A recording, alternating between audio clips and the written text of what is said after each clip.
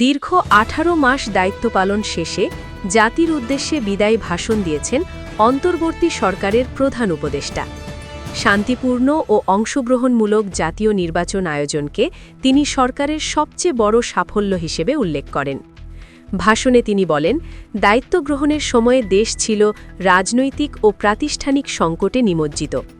সংস্কার, বিচার ও নির্বাচন এই ৩ লক্ষ্য সামনে রেখে সরকার কাজ করেছে।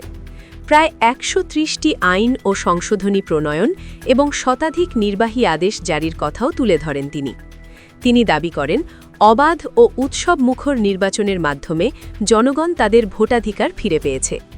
বিচার বিভাগ ও আইন শৃঙ্খলা বাহিনীতে সংস্কার, মানবাধিকার সুরক্ষা এবং অর্থনীতিতে স্থিতিশীলতা আনার কথাও উল্লেখ করেন। বিদায়ী বক্তব্যে তিনি গণতন্ত্র, জবাবদিহিতা ও বাক স্বাধীনতার ধারা অব্যাহত রাখার আহ্বান জানান এবং দেশবাসীর দোয়া কামনা করেন। নিউজ ডেস্ক, দেশ সংবাদ 24।